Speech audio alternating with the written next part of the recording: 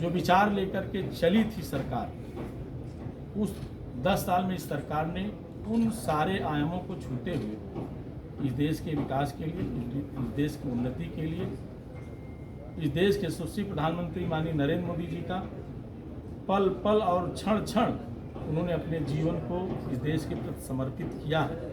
और उसी का परिणाम है कि आज भारत दुनिया की 5वीं इकोनॉमी में भारत स्थापित हुआ है।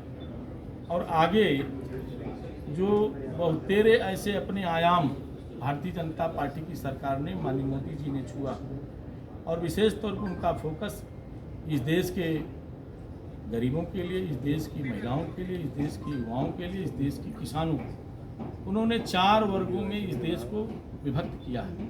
और उन 4 वर्गों के माध्यम से इस देश के समुचित विकास के लिए एक नया रोड मैप तैयार हुआ है। उस रोड मैप के आधार पर अलग अलग क्षेत्रों में जो हमारी सरकार ने, माननीय मोदी जी की सरकार ने संकल्प लिया था, उसको पूरा किया है। और आगे उसी संकल्प को आगे और ले जाने का प्रयत्न सरकार ने बनाया है। अभी 1 करोड़ लखपति दीदी का लक्ष्य मोदी सरकार ने लिया था। आगामी 3 करोड़ ऐसे 3 लाख महिलाओं को लखपति दीदी बनाने का उन्होंने लिया है।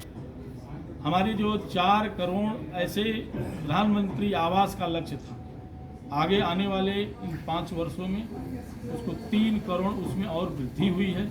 उसका भी लक्ष्य हमारी सरकार ने लिया है, मोदी जी की सरकार ने।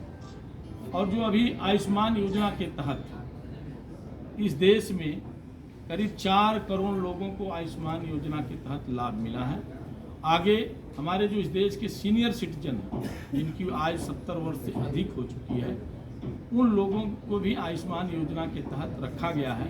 उस आयुष्मान योजना में कोई कैटेगरी नहीं है, वो मध्यम वर्ग भी है, उच्च मध्यम वर्ग भी है, गरीब भी है और अमीर भी है। जो समाज का जो ऐसे 70 वर्ष की आयु पूरा किए हैं लोग, उनको भी आयुष्मान योजना के तहत हमारी सरकार ने रखा है। मुझे लगता है कि ये भारतीय जनता पार्टी और माननीय नरेंद्र मोदी जी का जो विकसित संकल्प पत्र है, आगामी इस देश को जो 2047 का लक्ष्य है विकसित राष्ट्र बनाने का, उस लक्ष्य को प्राप्त करने वाला एक विकसित संकल्प है।